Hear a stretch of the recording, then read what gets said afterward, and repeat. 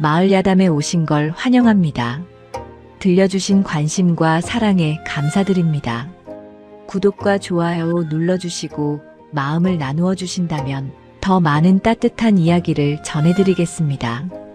경기도 어느 작은 마을에 문태겸이라는 평민 남자가 살고 있었습니다.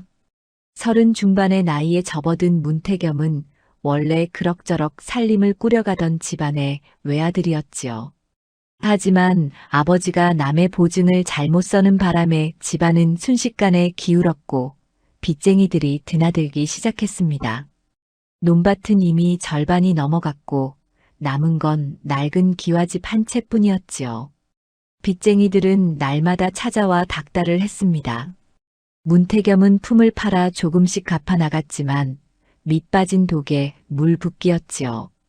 그러던 어느 날 마을 중매쟁이가 문태겸을 찾아왔습니다. 중매쟁이는 문태겸에게 이런 제안을 했지요. 혼인만 하면 신부 측에서 예물로 은자 20냥을 내놓겠다 하니 어찌하시겠습니까? 문태겸은 깜짝 놀랐습니다. 20냥이면 빚의 절반은 갚을 수 있는 돈이었으니까요. 하지만 곧 의심이 들었지요. 이렇게 좋은 조건이라면 뭔가 문제가 있을 게 분명했습니다. 그 처자가 어찌된 사람이기에 그리 후한 예물을 내놓는다는 겁니까? 중매쟁이는 머뭇거리다가 말했습니다. 글쎄요.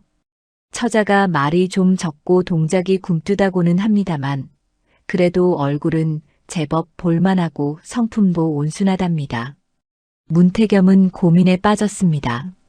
하지만 빚쟁이들의 독촉이 날로 심해지는 상황에서 달리 방도가 없었지요. 결국 문태겸은 혼인을 받아들였습니다. 마음 한구석이 편치는 않았지만 등 떠밀려 정한 혼처였습니다. 혼례날이 다가왔습니다. 문태겸은 초래청에서 신부를 처음 마주했지요. 강매화라는 이름의 그 처자는 과연 중매쟁이 말대로 얼굴은 단정했습니다. 하지만 온종일 고개를 푹 숙인 채 한마디도 하지 않았지요. 절을 올릴 때도 술잔을 나눌 때도 강매화는 그저 시키는 대로만 움직였습니다. 눈빛도 초점 없이 흐릿했고 표정도 없었지요. 마을 사람들은 수군거리기 시작했습니다. 저 새댁이 정녕 정신이 온전한 게 맞는가? 글쎄 말일세. 하루 종일 입 한 번 안 열던데. 문서방이 돈에 눈이 멀어 바보를 아내로 맞은 게 아닌가 싶네 그려. 문태겸은 그 소리를 듣고 얼굴이 화끈거렸습니다. 하지만 이미 혼례는 치러졌고 예물도 받아 빚쟁이들에게 건넸으니 되돌릴 수도 없는 노릇이었지요. 문태겸은 속으로 자신을 다독였습니다. 말이 없으면 어떤가.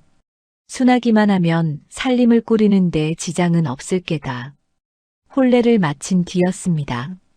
마을 사람들은 돌아가면서 신랑 신부를 힐끗힐끗 쳐다보았지요.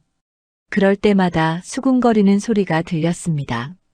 저 새댁이 정녕 정신이 온전한 게 맞는가? 글쎄 말일세. 하루 종일 입 한 번 안 열던데. 문서방이 돈에 눈이 멀어 바보를 아내로 맞은 게 아닌가 싶네 그려. 문태겸은 그 소리들이 귀에 다 들렸습니다. 얼굴이 화끈거렸지요. 하지만 이미 혼례는 치러졌고 예물도 받아 빚쟁이들에게 건넸으니 되돌릴 수도 없는 노릇이었습니다. 마당에 홀로 남은 문태겸은 신방 쪽을 바라보았습니다. 강매화는 벌써 안으로 들어가 있었지요. 문태겸은 천천히 마당을 거닐며 생각했습니다. 내가 이 꼴이 된 게 다 집안 빚 때문이다. 빚만 아니었어도 이런 혼처를 정하지 않았을 텐데. 중매쟁이가 처음 강매화를 소개했을 때부터 뭔가 이상하다 싶었습니다. 20냥이나 되는 후한 예물을 내놓으면서도 서두르는 눈치였지요. 처자의 성품이 좋다, 얼굴이 괜찮다는 말만 되풀이했을 뿐 구체적인 이야기는 없었습니다. 문태겸은 그때 더 따져 물었어야 했다고 후회했습니다. 하지만 빚쟁이들이 날마다 들이닥치는 상황에서 20냥은 너무나 큰 돈이었지요. 결국 문태겸은 제대로 알아보지도 않고 혼처를 정해버렸습니다. 말이 없으면 어떤가. 순하기만 하면 살림을 꾸리는데 지장은 없을 게다. 문태겸은 스스로를 달래려 했습니다. 하지만 마음 한구석이 개운치 않았지요.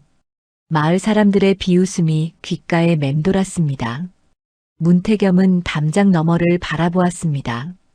다른 집들에서는 혼례 첫날 웃음소리가 들려오곤 했지요. 하지만 자신의 집은 쥐죽은 듯 조용했습니다.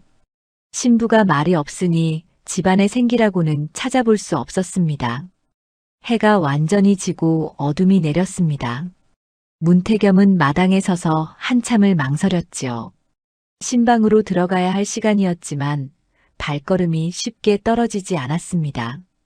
저 여인과 평생을 살아야 한다니. 문태겸은 깊은 한숨을 내쉬었습니다. 강매화에 대한 실망과 자신의 처지에 대한 원망이 뒤섞였지요. 하지만 어쩔 수 없었습니다.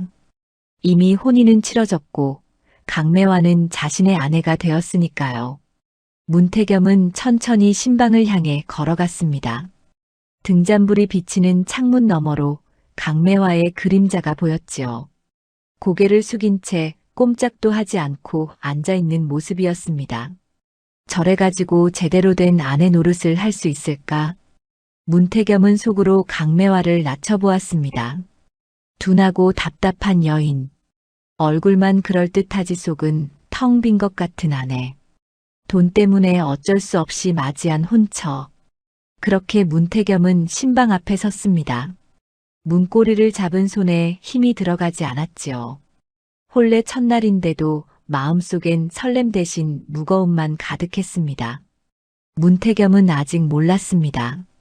강매화의 침묵 속에 얼마나 많은 것이 숨어 있는지를요. 문태겸은 문고리를 잡고 잠시 망설였습니다. 심호흡을 한 뒤 천천히 문을 열었지요. 신방 안에는 등잔불이 희미하게 타오르고 있었습니다. 강매화는 이미 자리에 앉아 있었지요. 고개를 숙인 채 무릎 위에 손을 가지런히 얹고 있었습니다. 문태겸은 문을 닫고 강매화 맞은편에 앉았습니다. 어색한 침묵이 흘렀지요. 강매화는 여전히 고개를 들지 않았습니다. 문태겸은 목을 가다듬고 입을 열었습니다. 오늘 수고 많았소. 예. 강매화는 고개를 숙인 채 한 글자만 내뱉었습니다. 문태겸은 속으로 한숨을 삼켰지요. 그래도 첫날 밤이니 말을 더 붙여보려 했습니다. 앞으로 우리 둘이 살림을 꾸려야 하니 서로 의지해야 할게요. 예. 또 한 글자였습니다. 문태겸은 점점 답답함이 커졌지요. 혼례 내내 입 한 번 제대로 열지 않던 강매화가 신방에서도 마찬가지였습니다. 문태겸은 자신도 모르게 말투가 굳어졌습니다. 그대도 알겠지만 우리 혼인은 급하게 정해진 것이오. 나도 어쩔 수 없었고 그대 집안도 그러했을게요. 강매화는 여전히 고개를 숙인 채였습니다. 문태겸은 계속 말했지요. 하지만 이왕 부부가 된 이상 각자 역할을 해야 하오. 나는 밖에서 품을 팔아 살림을 꾸릴 테니 그대는 안에서 집안일을 돌보면 돼요. 예. 문태겸은 속으로 생각했습니다. 말이 없으니 다루기는 쉽겠구나. 순종적이니 내 뜻대로 살림을 꾸려갈 수 있겠지. 문태겸은 은연중에 자신이 이 혼인에서 주도권을 쥐고 있다고 여겼습니다. 그대가 말이 적은 건 알겠소. 하지만 사람들 앞에서는 좀 더 밝게 굴어야 하오. 오늘 보니 마을 사람들이 그대를 이상하게 보더군. 그때였습니다. 강매화가 천천히 고개를 들었지요. 등잔불 아래로 드러난 얼굴은 생각보다 또렷했습니다. 강매화는 문태겸을 똑바로 바라보며 조용히 말했습니다. 서방님께서는 사람들이 뭐라 하는 게 그리 중요하십니까? 문태겸은 순간 당황했습니다. 강매화의 목소리가 생각보다 차분하고 낮았지요. 그리고 그 말투에는 어딘가 날카로운 구석이 있었습니다. 그게 무슨 말이오? 오늘 하루 종일 서방님께서 제 얼굴보다 남의 얼굴을 더 많이 보셨습니다. 사람들이 뭐라 할까 그것만 신경 쓰셨지요. 문태겸은 가슴이 뜨끔했습니다. 강매화의 말이 전곡을 찔렀지요. 그건 저를 부끄러워하셨지요? 말이 없고 굼뜬 아내를 얻어서 체면이 깎인다고 생각하셨습니다. 문태겸은 할 말을 잃었습니다. 강매화의 눈빛이 전혀 흐릿하지 않았지요. 오히려 또렷하고 예리했습니다. 아니, 그런 게 아니라. 거짓말하지 마세요. 서방님 눈빛을 봤습니다. 저를 보는 게 아니라 남들이 저를 어떻게 보는지만 신경 쓰셨어요. 문태겸은 당황해서 말을 더듬었습니다. 사람들이 이상하게 보길래 그래서 어쩌시려고요? 제게 사람들 앞에서 밝게 굴라고 하셨습니다. 말을 더 하라고요. 그럼 서방님 체면이 서십니까? 강매화의 말은 차분했지만 날카로웠습니다. 문태겸은 점점 움츠러들었지요. 그대를 위해서 하는 말이요. 사람들이 그대를 이상하게 보면 저를 위해서라고요? 강매화가 문태겸의 말을 끊었습니다. 서방님 자신을 위해서겠지요. 저 때문에 서방님이 웃음거리가 될까봐 두려우신 겁니다. 문태겸은 얼굴이 화끈거렸습니다. 강매화가 자신의 속내를 정확히 꿰뚫어 본 것이었지요. 내가 언제 말씀하지 않으셔도 압니다. 서방님께서 저를 어떻게 보시는지요. 강매화는 잠시 말을 멈췄다가 조용히 말을 이었습니다. 돈 때문에 어쩔 수 없이 맞이한 아내. 말도 없고 둔에 빠진 여자. 그렇게 생각하시지요? 문태겸은 숨이 막혔습니다.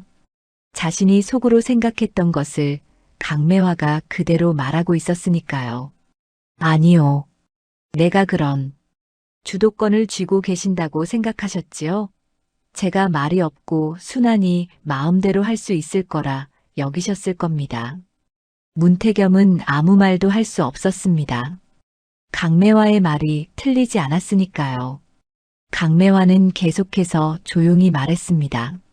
하지만 서방님, 저는 바보가 아닙니다. 말이 없다고 해서 생각이 없는 게 아니에요. 저도 서방님을 봤습니다.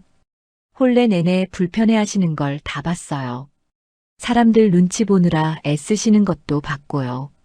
문태겸은 목구멍이 타들어가는 것 같았습니다. 강매화는 말을 멈추고 다시 고개를 숙였지요. 그리고 조용히 말했습니다. 오늘은 피곤합니다. 이만 쉬지요. 문태겸은 할 말을 잃었습니다.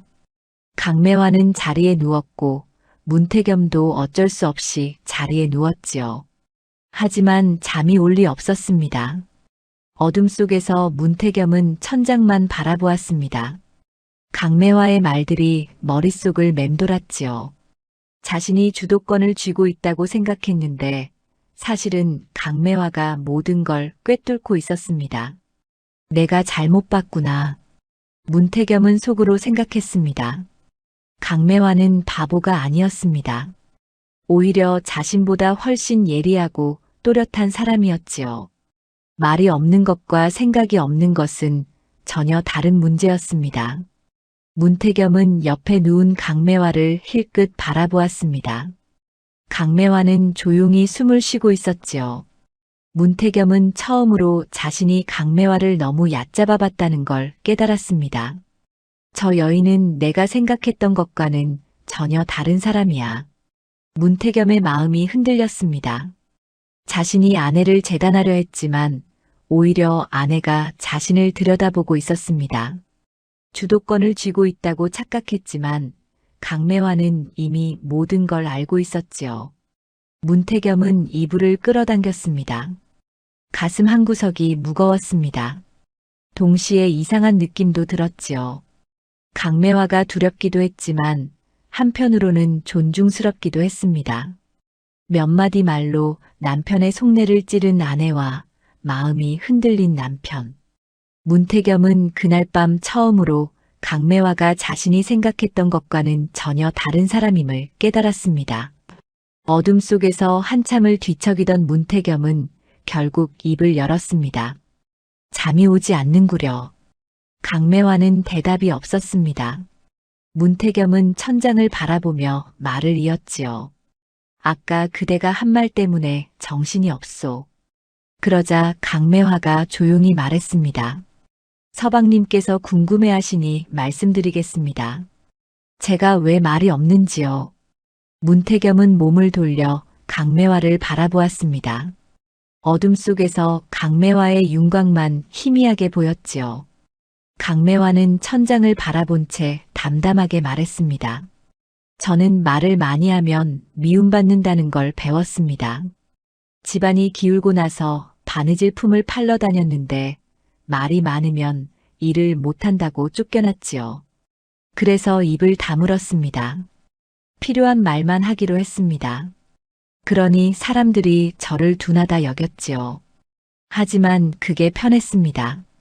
미움받는 것보다는 무시당하는 게 나았으니까요. 강매화의 목소리는 흔들림이 없었습니다. 문태겸은 가슴이 답답해졌지요. 그런데 서방님께서는 저를 어떻게 보셨습니까? 강매화가 물었습니다. 문태겸은 대답하지 못했지요. 강매화는 계속 말했습니다. 서방님은 사람들 눈치가 두려우셨지요. 제가 말이 없고 굼뜨니 서방님 체면이 깎일까봐 걱정하셨습니다. 그렇지 않습니까? 문태겸은 할 말을 잃었습니다. 강매화의 말이 정확히 맞았으니까요. 서방님께서는 주도권을 쥐고 계신다고 생각하셨을 겁니다. 제가 순하고 말이 없으니 마음대로 할 수 있을 거라 여기셨겠지요. 하지만 서방님, 저는 바보가 아닙니다. 말이 없다고 해서 생각이 없는 게 아닙니다. 오히려 저는 늘 보고 있었습니다. 서방님의 두려움도, 허영도, 오만함도요. 문태겸은 숨이 막혔습니다. 강매화가 자신의 속내를 모조리 꿰뚫고 있었던 것이지요. 서방님은 빚 때문에 억지로 저와 혼인하셨습니다. 하지만 저도 마찬가지였습니다. 저희 집도 딸을 시집 보내야 했으니까요. 서로 필요해서 맺어진 혼인이었지요. 강매화는 잠시 말을 멈췄다가 조용히 말을 이었습니다. 그런데 서방님께서는 저만 업신 여기셨습니다. 서방님도 같은 처지인데 말입니다. 빚 때문에 어쩔 수 없이 혼인을 정하신 주제에 저를 돈으로 산 여자처럼 대하셨지요. 문태겸은 가슴이 철렁했습니다. 자신이 얼마나 비겁했는지 깨닫게 되었지요. 서방님께서 두려워하시는 건 사람들의 눈초리입니다. 남들이 뭐라 할까, 남들이 비웃지 않을까, 그것만 걱정하셨지요. 정작 제가 어떤 사람인지는 알아보려 하지도 않으셨습니다. 강매화의 목소리가 조금 떨렸습니다. 저도 사람입니다, 서방님. 말이 없어도 마음은 있습니다. 서방님께서 저를 부끄러워하시는 게 느껴졌습니다. 그게 슬펐습니다. 문태겸은 더 이상 변명할 수 없었습니다. 강매화의 말 한마디 한마디가 자신의 비겁함과 허영을 정확히 찌르고 있었지요. 하지만 서방님, 저는 서방님을 미워하지 않습니다. 강매화가 말했습니다. 서방님도 힘드셨을 겁니다. 집안 빚 때문에 얼마나 고통스러우셨을까요? 그 마음은 압니다. 하지만 그렇다고 해서 저를 함부로 재단하실 수는 없습니다. 문태겸은 침묵했습니다. 강매화는 계속 말했지요. 앞으로 우리는 평생을 함께 살아야 합니다. 서방님께서 저를 어떻게 대하시느냐에 따라 이 혼인이 어떻게 될지 정해질 겁니다. 저는 서방님께 한 가지만 바랍니다. 저를 사람으로 대해주세요. 남들 눈치 보느라 저를 부끄러워하지 마시고 제가 어떤 사람인지 제대로 보려 해주세요. 강매화의 말이 끝났습니다. 방 안에 긴 침묵이 흘렀지요. 문태겸은 천장을 바라보며 숨을 깊이 들이마셨습니다. 자신이 얼마나 오만했는지 깨달았습니다. 강매화는 바보가 아니었습니다. 오히려 자신보다 훨씬 또렷하고 강한 사람이었지요. 말이 없는 게 아니라 필요 없는 말을 하지 않는 것이었습니다. 둔한 게 아니라 모든 걸 꿰뚫어 보고 있었던 것입니다. 문태겸은 자신이 주도권을 쥐고 있다고 착각했지만 사실은 강매화가 모든 걸 보고 있었습니다. 자신의 두려움도 허영도 비겁함도요. 문태겸은 이불을 걷어차고 일어나 앉았습니다. 그리고 어둠 속에서 강매화가 누운 쪽을 향해 깊이 고개를 숙였습니다. 미안하오. 짧은 말이었지만 진심이 담겨 있었습니다. 문태겸은 평생 처음으로 다른 사람 앞에서 진심으로 고개를 숙였지요. 강매화는 대답이 없었습니다. 하지만 어둠 속에서 작은 한숨 소리가 들렸습니다. 안도하는 듯한 또 쓸쓸한 듯한 한숨이었지요. 문태겸은 다시 자리에 누웠습니다. 하지만 이제는 마음이 조금 가벼워졌습니다. 자신의 잘못을 인정하고 나니 오히려 편안해졌지요. 그날 밤 문태겸은 처음으로 아내 앞에서 고개를 숙였습니다. 오만함을 내려놓고 허영을 버리고 한 사람의 인간으로서 다른 인간을 마주한 것이지요. 첫날 밤은 그렇게 지나갔습니다. 말없는 아내와 고개 숙인 남편. 두 사람 사이에 놓여있던 보이지 않는 벽이 조금씩 무너지기 시작했습니다. 다음 날 아침 문태겸은 일찍 눈을 떴습니다. 밤새 뒤척이느라 제대로 잠을 이루지 못했지요. 옆을 보니 강매화는 이미 일어나 있었습니다. 부엌에서 솥 긁는 소리가 들렸지요. 문태겸은 자리에서 일어나 마루로 나왔습니다. 강매화는 아침 준비를 하고 있었지요. 여전히 말없이 조용히 움직이고 있었습니다. 문태겸은 어색하게 서 있다가 조심스럽게 입을 열었습니다. 일찍 일어났구려. 예. 강매화는 여전히 한 글자로만 대답했습니다. 하지만 어젯밤과는 달리 문태겸은 그 침묵이 다르게 느껴졌지요. 단순히 말이 없는 게 아니라 필요 없는 말을 하지 않는 것처럼 보였습니다. 내가 도와주겠소. 문태겸이 다가서자 강매화는 잠시 손을 멈추고 문태겸을 바라보았습니다. 놀란 듯한 눈빛이었지요. 문태겸은 괜히 멋쩍어서 말했습니다. 물이라도 길어오겠소. 고맙습니다. 강매화는 고개를 가볍게 숙였습니다. 문태겸은 두레박을 들고 우물로 향했지요. 물을 길어오는 동안 어젯밤 일이 계속 떠올랐습니다. 강매화가 했던 말들, 자신을 꿰뚫어 보던 눈빛. 문태겸은 더 이상 강매화를 함부로 대할 수 없다는 걸 깨달았습니다. 아침상이 차려졌습니다. 문태겸은 상 앞에 앉았지요. 강매화도 맞은편에 앉았습니다. 두 사람은 말없이 밥을 먹었지요. 하지만 어제와는 다른 침묵이었습니다. 어색하지만 불편하지는 않은 침묵이었지요. 문태겸은 젓가락을 놓으며 말했습니다. 잘 먹었소. 예. 강매화는 상을 치우기 시작했습니다. 문태겸은 그런 강매화를 바라보다가 입을 열었지요. 오늘 품을 팔러 나가야 하오. 저녁에 돌아오겠소. 조심히 다녀오세요. 강매화의 대답은 짧았지만 진심이 담겨 있었습니다. 문태겸은 고개를 끄덕이고 집을 나섰지요. 마을 어귀에 나서자 아낙네들이 수군거리는 소리가 들렸습니다. 문서방 새댁 보셨어요? 어제도 입 한 번 안 열던데. 그러게 말이에요. 저래가지고 살림을 제대로 할 수 있을는지. 문서방이 참 불쌍해. 돈 때문에 저런 아내를 얻다니. 문태겸은 그 말을 듣고 걸음을 멈췄습니다. 예전 같았으면 얼굴이 화끈거렸을 것이지요. 하지만 지금은 달랐습니다. 문태겸은 아낙네들을 돌아보며 차분하게 말했습니다.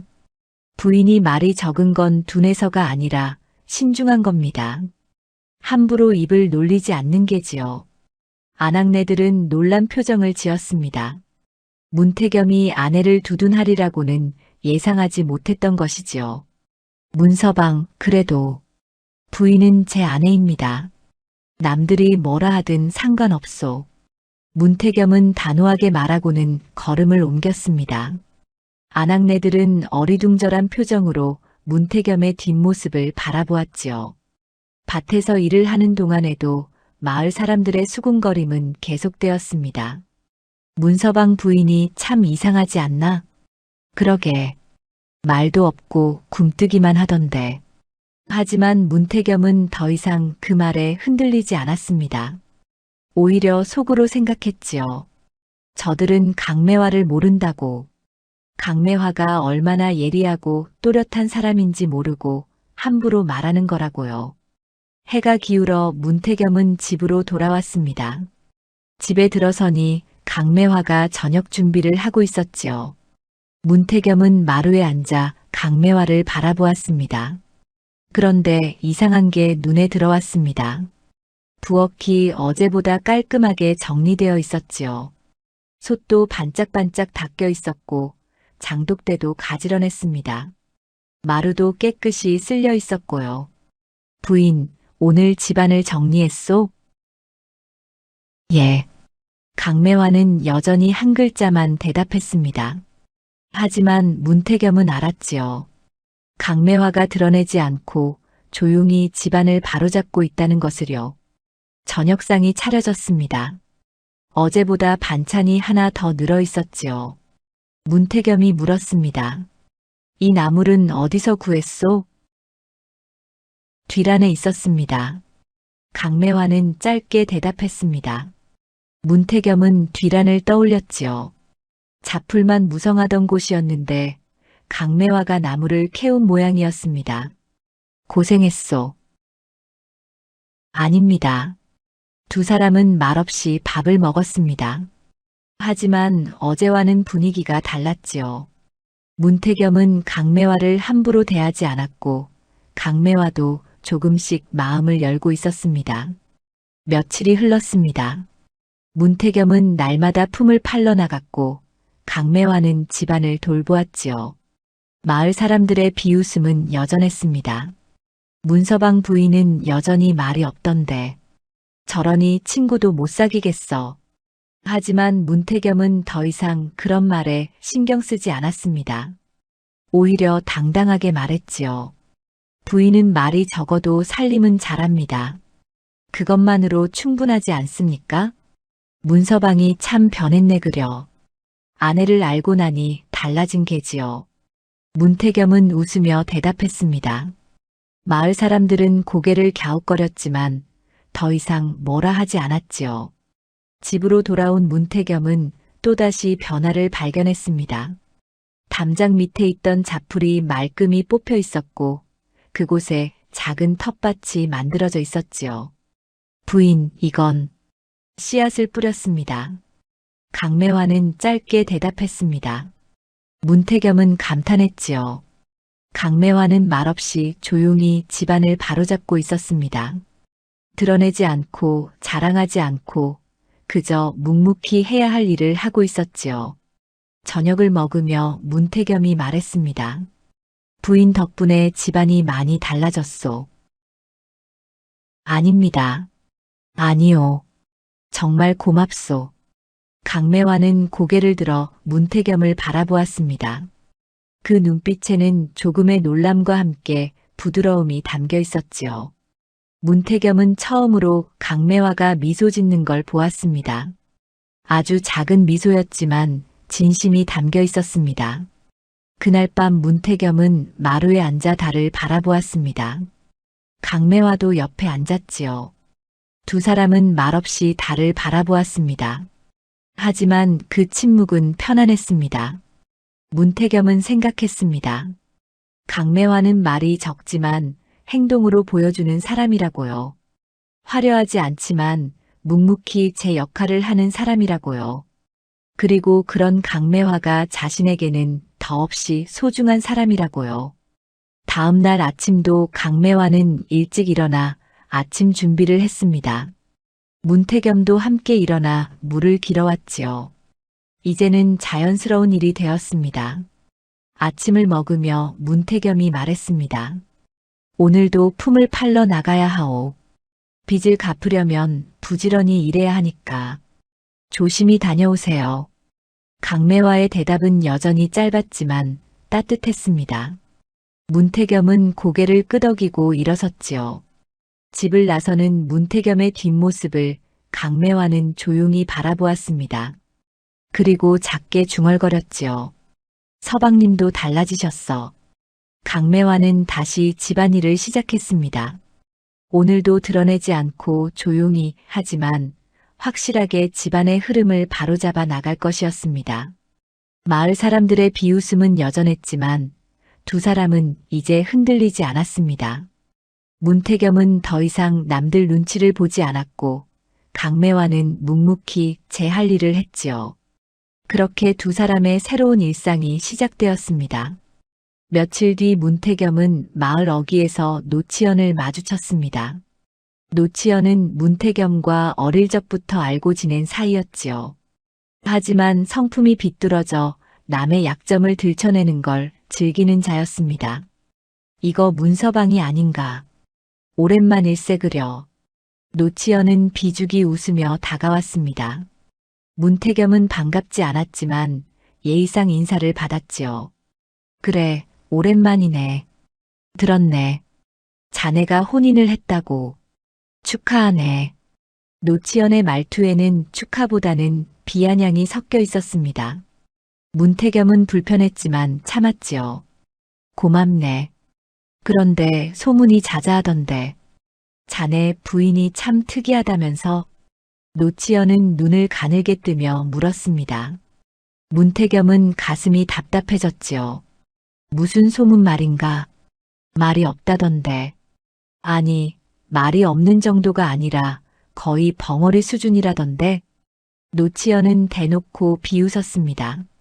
문태겸은 주먹을 불끈 쥐었지요. 함부로 말하지 말게. 부인은 말이 적을 뿐이네. 허허, 화를 내다니. 내가 뭘 잘못 말했나? 사실이자는가. 홀레날 하루 종일 입 한 번 안 열었다며. 노치연은 전혀 물러서지 않았습니다. 오히려 더 신이 나서 말을 이었지요. 아, 그리고 굼뜨기까지 하다던데. 밥 한 그릇 먹는데도 한나절이 걸린다면서. 허허. 노치연 그만하게. 문태겸의 목소리가 낮아졌습니다. 하지만 노치연은 멈추지 않았지요. 내가 이해가 안 가서 그러네. 자네가 아무리 빚이 있다지만 왜 그런 아내를 얻었나? 돈이 그렇게 급했나?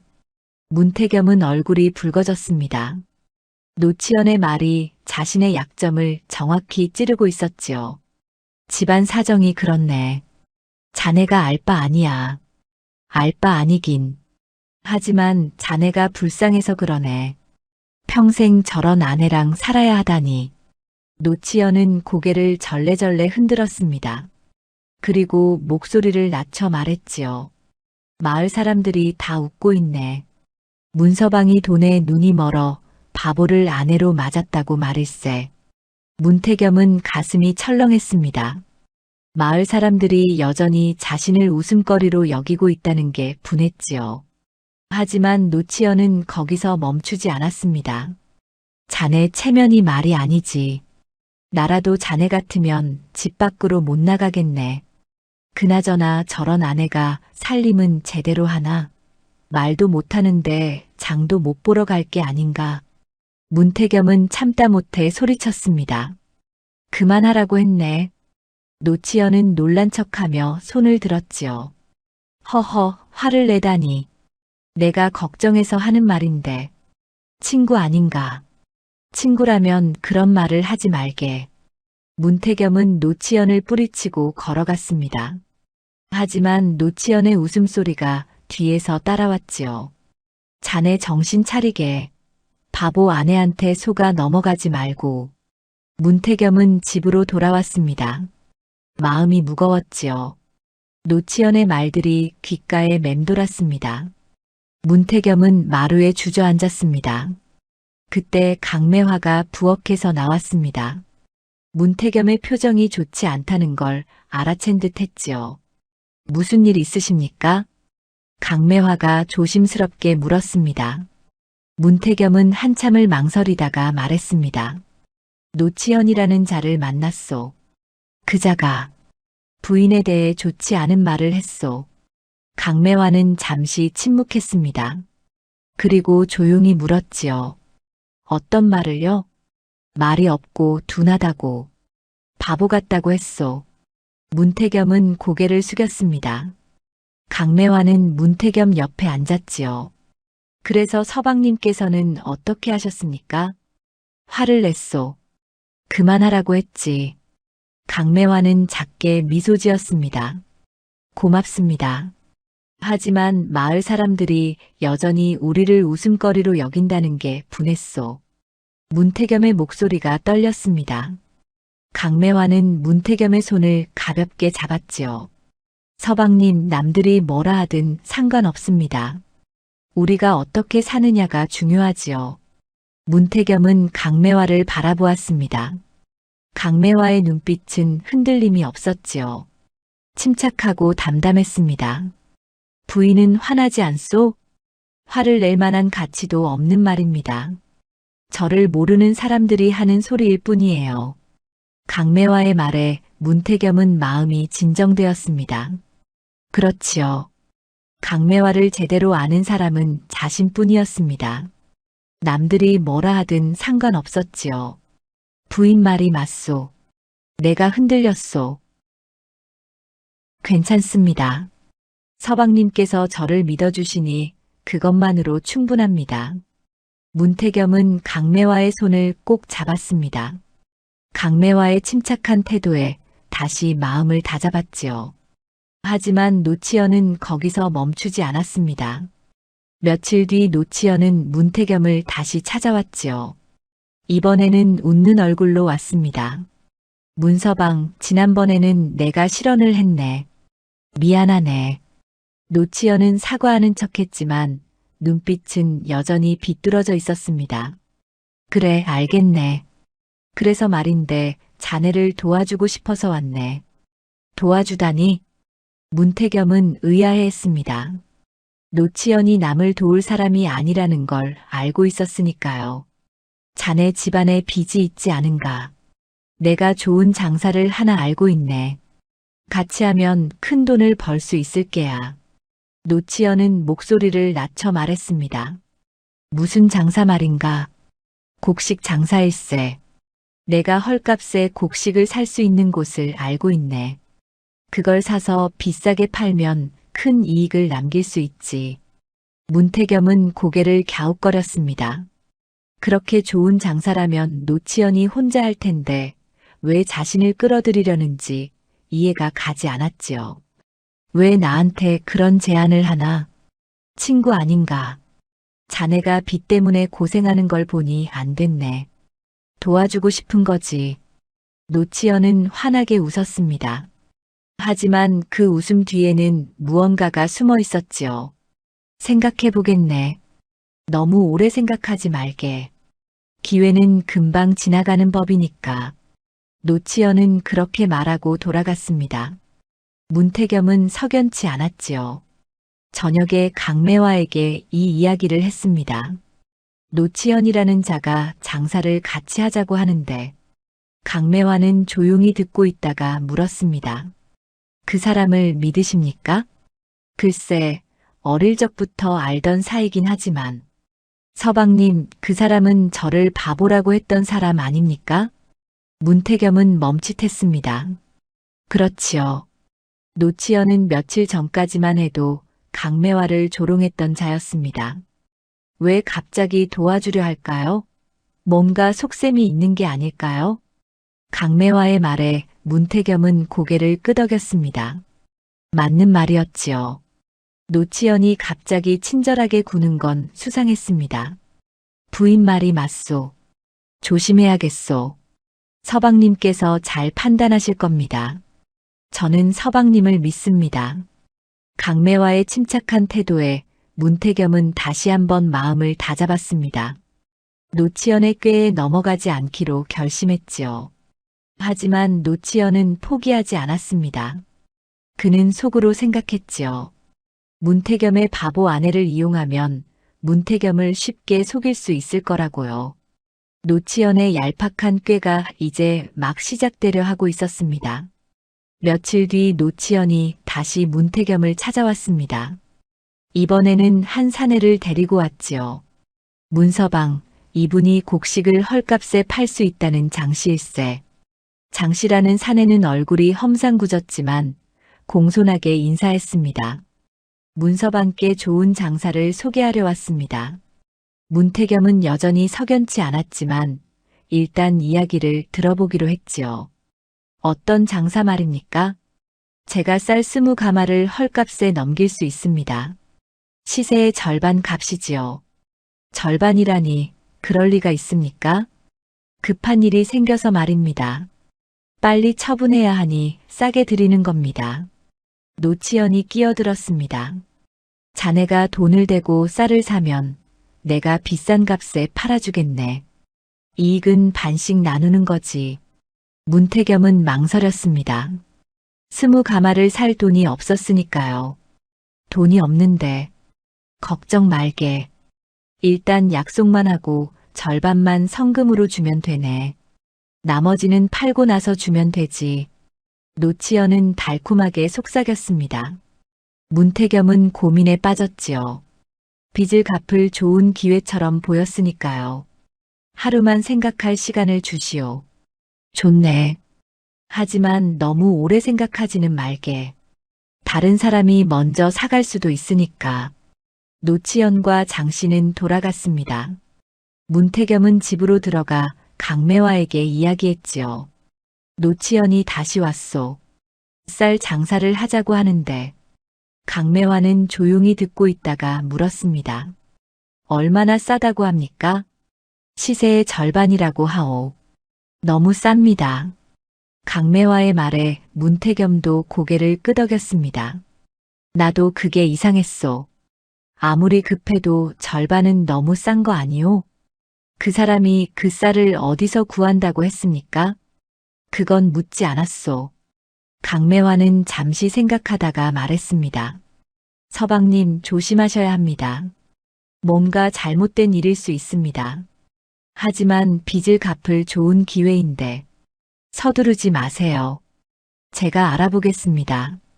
문태겸은 강매화의 말을 믿기로 했습니다.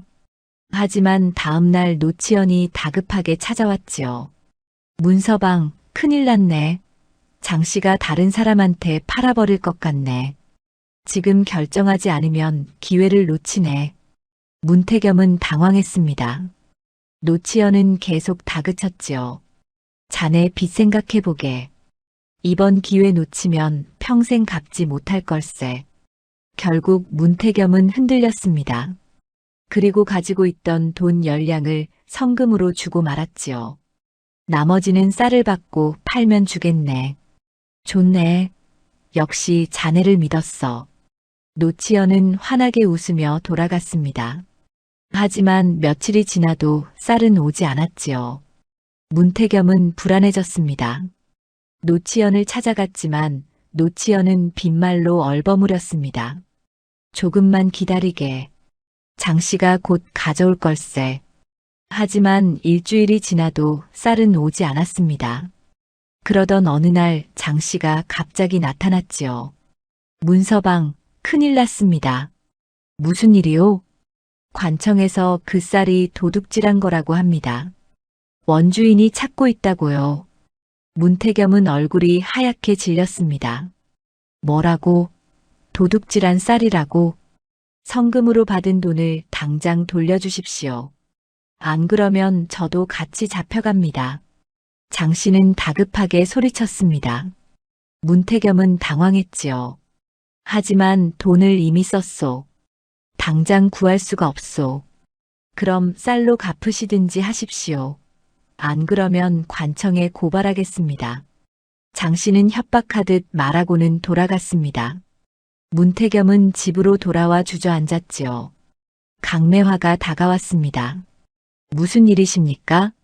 문태겸은 떨리는 목소리로 사정을 설명했습니다. 강매화는 조용히 듣고 있다가 말했습니다. 서방님 진정하십시오. 차근차근 생각해 봅시다. 어떻게 진정을 하오? 돈도 날리고 관청에 끌려갈 판인데. 먼저 제게 처음부터 다시 말씀해 주십시오.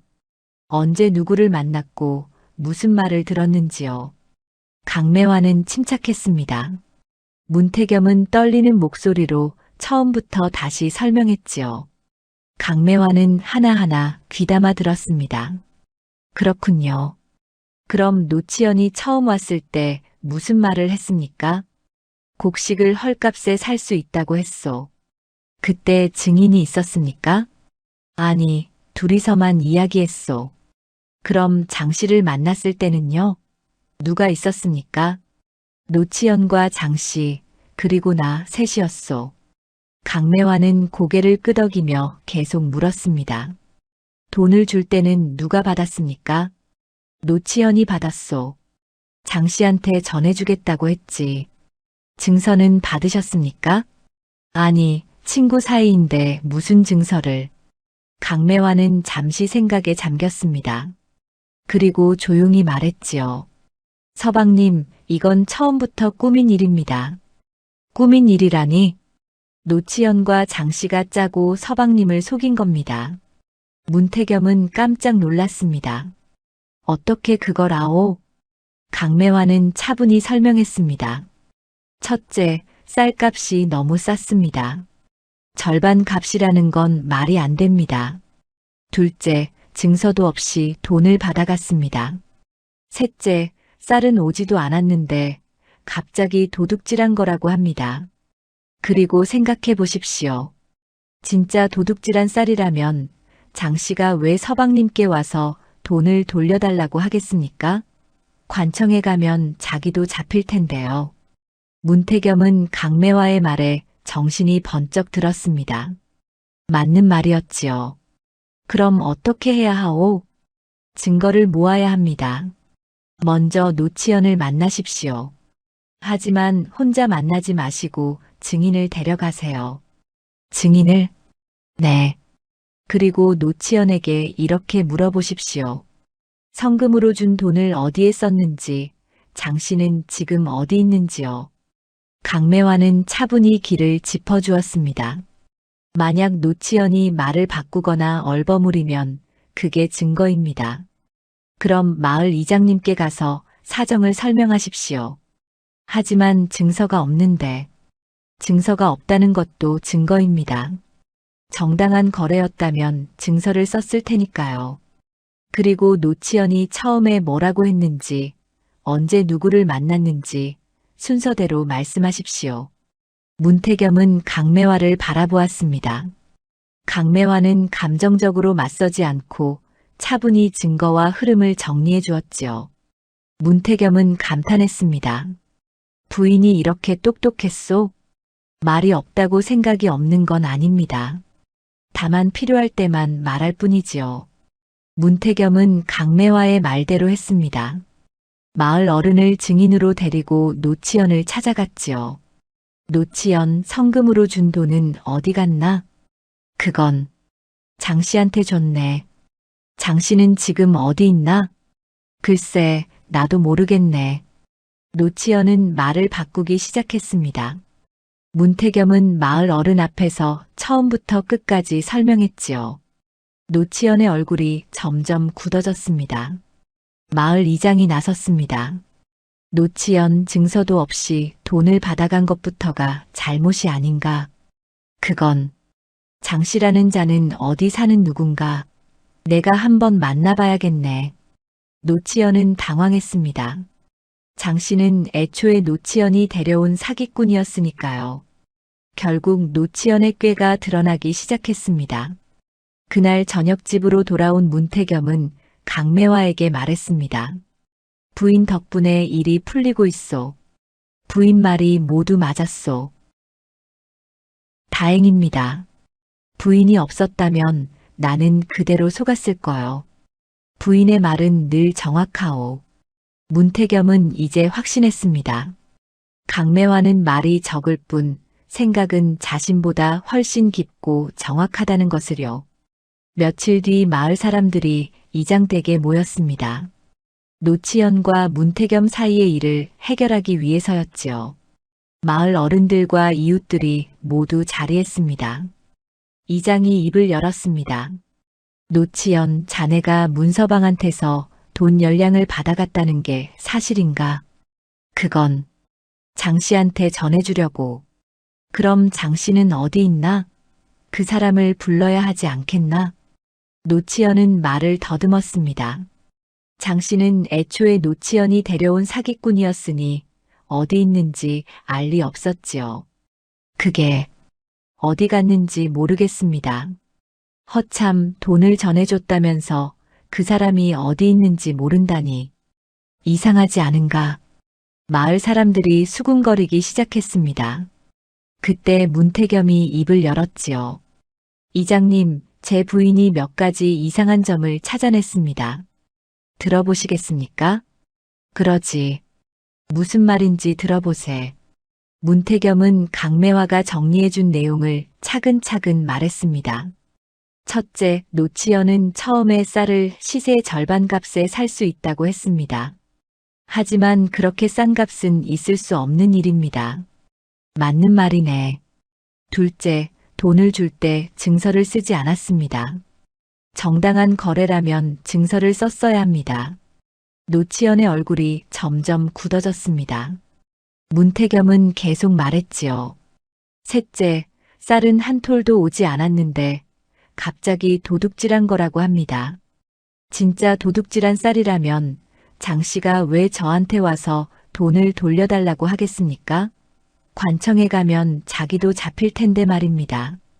마을 사람들이 고개를 끄덕였습니다. 이장이 노치연을 노려보며 물었습니다. 노치연, 설명해보게. 이게 어찌된 일인가? 그건 저도 장 씨한테 속은 겁니다. 저도 피해자라고요. 노치연은 변명했지만 마을 사람들은 믿지 않았습니다. 그때 마을 어른 한 분이 입을 열었지요. 내가 보기에는 처음부터 꾸민 일 같은데. 노치연, 자네가 장 씨와 짜고 문서방을 속인 게 아닌가? 아닙니다. 저는 정말. 그럼 장 씨를 데려오게.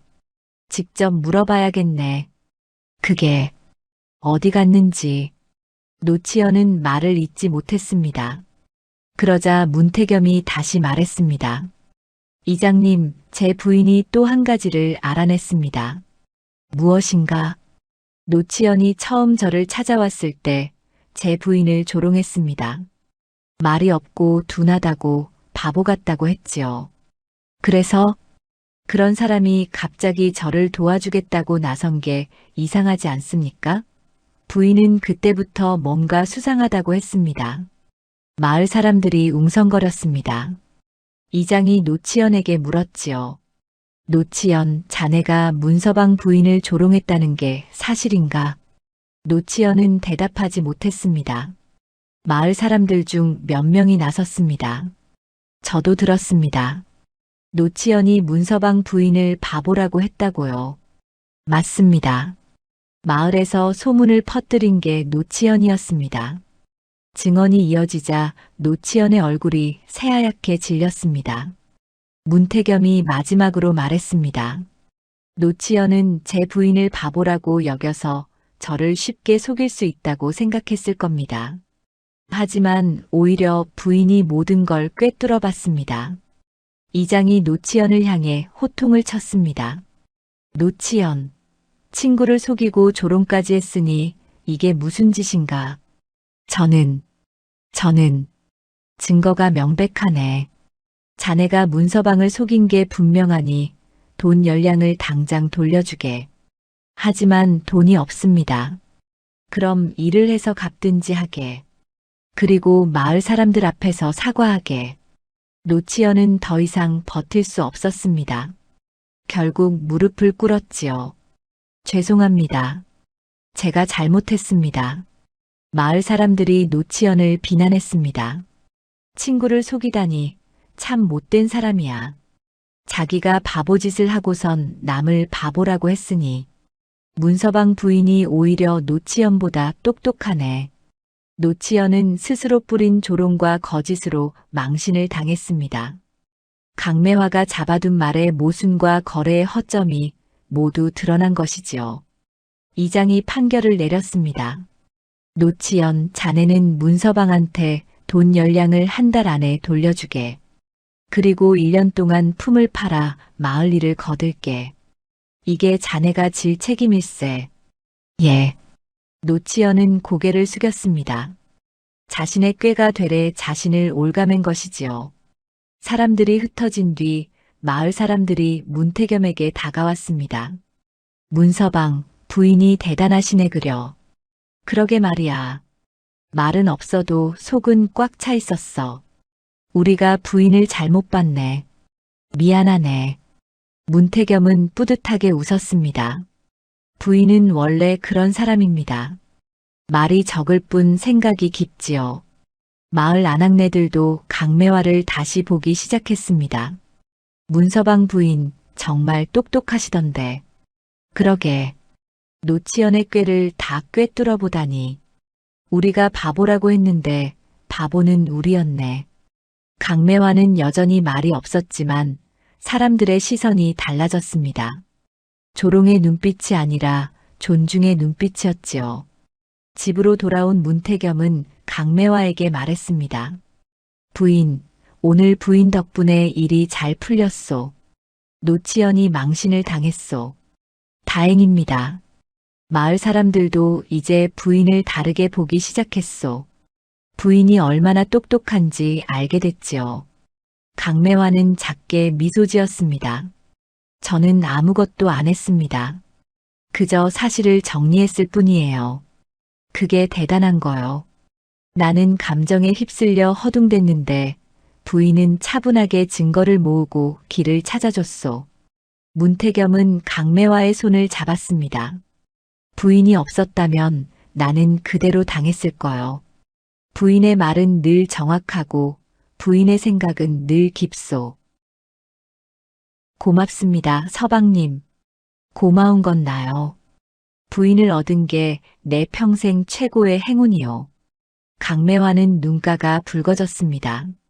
처음으로 누군가 자신을 진심으로 인정해 주었으니까요.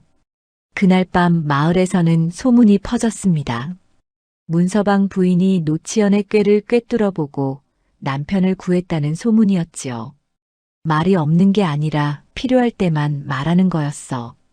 똑똑한 사람이야. 우리가 잘못 봤지. 역시 사람은 겉만 보면 안 되는 거야. 마을 사람들은 이제 강매화를 웃음거리로 보지 않았습니다. 오히려 존중하기 시작했지요. 노치연은 그날 이후 고개를 들지 못했습니다. 자신이 조롱했던 바보 아내가 자신보다 훨씬 똑똑했다는 게 드러났으니까요. 스스로 뿌린 조롱이 되레 자신에게 돌아온 것이었습니다. 문태겸과 강매화는 그날 밤 나란히 마루에 앉았습니다. 달이 밝았지요. 문태겸이 말했습니다. 부인, 처음 만났을 때 나는 부인을 잘못 봤소. 미안하오. 이미 지난 일입니다. 하지만 이제는 안소. 부인이 얼마나 대단한 사람인지. 말이 적은 건 부족해서가 아니라 필요 없는 말을 하지 않는 거였소. 강매화는 문태겸을 바라보며 조용히 말했습니다. 서방님도 달라지셨습니다. 남들 눈치 보지 않고 저를 믿어주셨어요. 두 사람은 서로를 바라보며 미소 지었습니다. 판이 완전히 뒤집힌 것이지요. 웃음거리였던 강매화는 이제 마을에서 인정받는 사람이 되었고 조롱하던 노치연은 망신을 당했습니다. 모든 것이 강매화의 침착함과 정확한 판단 덕분이었습니다. 며칠 뒤 문태겸은 마을 장터에 나갔습니다. 강매화도 함께였지요. 예전 같았으면 강매화를 집에 두고 혼자 나왔을 텐데 이제는 달랐습니다. 부인, 이쪽으로 가시지요. 문태겸은 자연스럽게 강매화의 손을 이끌었습니다. 마을 사람들이 두 사람을 바라보았지요. 문서방 부부가 함께 나왔네. 문서방이 많이 달라졌어. 예전에는 부인을 숨기려고만 했는데 사람들의 시선이 느껴졌지만 문태겸은 개의치 않았습니다. 오히려 당당했지요. 장터에서 아낙네 하나가 강매화에게 다가왔습니다. 문서방 부인, 저번에 정말 대단하셨어요. 노치연의 속셈을 다 꿰뚫어 보시다니. 강매화는 고개를 가볍게 숙이며 짧게 대답했습니다. 아닙니다. 아니에요. 우리가 부인을 잘못 봤어요. 미안합니다. 다른 아낙네들도 하나둘 다가왔습니다. 맞아요. 우리가 부인을 바보라고 했는데 바보는 우리였어요. 부인, 혹시 살림꾸리는 법 좀 가르쳐 주실 수 있으세요? 우리 집도 부인처럼 잘 정리하고 싶어요. 강매화는 여전히 말이 적었습니다. 하지만 예전처럼 고개를 숙이지 않았지요.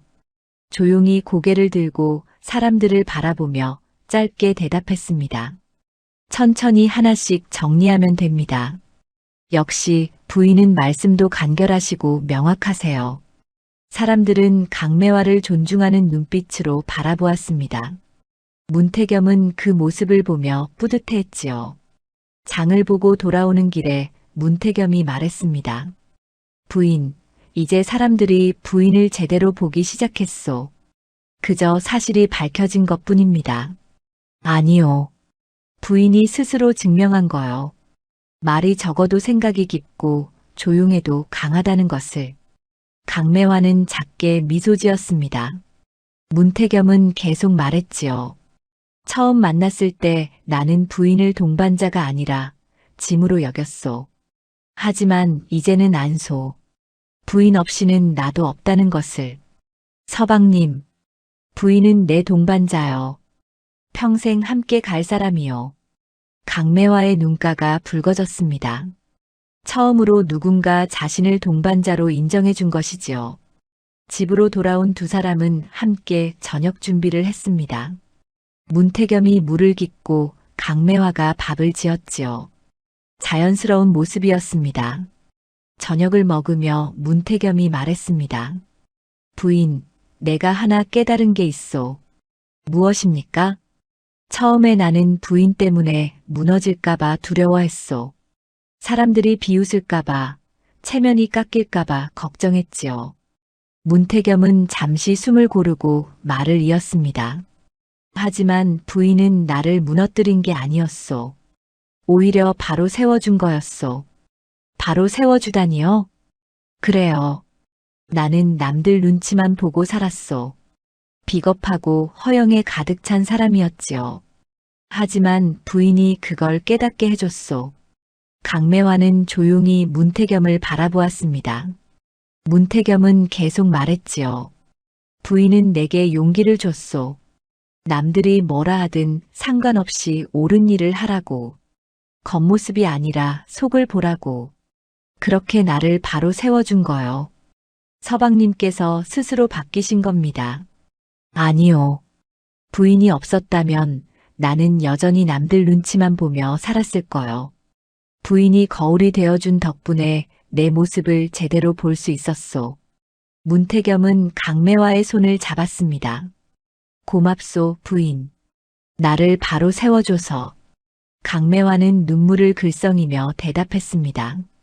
저야말로 고맙습니다. 저를 사람으로 대해주셔서. 두 사람은 서로의 손을 꼭 잡았습니다. 이제는 진짜 부부였지요. 그날 밤 문태겸은 마루에 앉아 생각했습니다. 처음 강매화를 만났을 때와 지금을 비교해 보았지요. 처음에는 강매화가 웃음거리였습니다. 말도 없고 굼뜨다고 여겨졌지요. 하지만 이제는 달랐습니다. 강매화는 마을에서 가장 존경받는 사람 중 하나가 되었습니다. 그리고 자신도 달라졌습니다. 예전에는 남들 눈치만 보며 살았지만 이제는 당당했지요. 아내를 숨기지 않고 자랑스럽게 여겼습니다. 웃음거리의 끝이 이렇게 오는구나. 문태겸은 생각했습니다. 웃음거리는 사라진 게 아니었습니다. 다만 웃음의 대상이 바뀐 것이지요. 강매화를 비웃던 사람들이 이제는 노치연을 비웃고 있었습니다. 하지만 진짜 끝은 그게 아니었습니다. 진짜 끝은 문태겸 자신이 달라진 것이었지요. 남들의 웃음을 두려워하지 않게 된 것. 그게 진짜 웃음거리의 끝이었습니다. 며칠 뒤 마을 잔치가 있었습니다. 문태겸과 강매화도 함께 나갔지요. 예전 같았으면 문태겸이 혼자 나갔을 텐데 이제는 아내와 함께 당당히 나섰습니다. 마을 사람들이 두 사람을 반겼습니다. 문서방 부부 어서 오시오. 문서방 부인 여기 앉으시지요. 강매화는 여전히 말이 적었습니다. 하지만 더 이상 고개를 숙이지 않았지요. 조용히 사람들과 함께 앉아 있었습니다. 잔치가 무르익자 한 어르신이 입을 열었습니다. 문서방, 자네 부인은 참 대단한 분일세. 노치연의 꾀를 다 꿰뚫어 보다니. 고맙습니다, 어르신. 부인은 말은 적어도 속이 꽉 찬 분이야. 우리가 잘못 봤지. 다른 사람들도 고개를 끄덕였습니다. 문태겸은 강매화를 바라보며 말했지요. 부인은 원래 그런 사람입니다. 필요 없는 말을 하지 않을 뿐이지요. 맞는 말일세. 요즘 세상에 말만 많고 실속 없는 사람이 얼마나 많은가. 문서방 부인 같은 분이 귀한 거지. 사람들이 강매화를 칭찬하자 강매화는 조용히 고개를 숙여 인사했습니다. 하지만 예전처럼 움츠러든 게 아니라 당당한 모습이었지요. 잔치가 끝나고 집으로 돌아오는 길에 문태겸이 말했습니다. 부인, 이제 우리는 더 이상 웃음거리가 아니오. 처음부터 웃음거리가 아니었습니다. 그렇죠. 다만 우리가 그렇게 여겨질까봐 두려워했을 뿐이지요. 강매화는 고개를 끄덕였습니다. 문태겸은 계속 말했지요. 이제는 당당하오. 부인이 내 곁에 있다는 게 자랑스럽소. 저도 그렇습니다, 서방님. 두 사람은 손을 잡고 집으로 향했습니다. 달빛이 두 사람의 길을 비추고 있었지요. 집에 도착해서 문태겸이 말했습니다. 부인, 앞으로 우리 함께 살아갑시다. 동반자로서 말이오. 예, 서방님. 함께 가겠습니다. 그날 밤 두 사람은 나란히 마루에 앉아 달을 바라보았습니다. 말은 없었지만 편안했지요. 서로를 이해하고 존중하는 마음이 있었으니까요. 문태겸은 생각했습니다. 강매화는 자신을 무너뜨린 게 아니라 바로 세워준 사람이었다고요. 허영과 비겁함을 걷어내고 진짜 자신을 찾게 해준 사람이었습니다. 그리고 강매화도 생각했습니다. 문태겸은 자신을 사람으로 대해준 첫 번째 사람이었다고요. 말이 적다고 무시하지 않고 조용하다고 얕잡아보지 않은 사람이었습니다. 두 사람에게 웃음거리의 끝은 새로운 시작이었습니다. 진짜 부부로 살아가는 시작이었지요. 마을에서는 이제 아무도 문서방 부부를 비웃지 않았습니다. 오히려 부러워했지요. 서로를 존중하며 살아가는 부부. 그런 부부가 되기란 쉽지 않았으니까요. 문태겸과 강매화의 이야기는 그렇게 끝났습니다.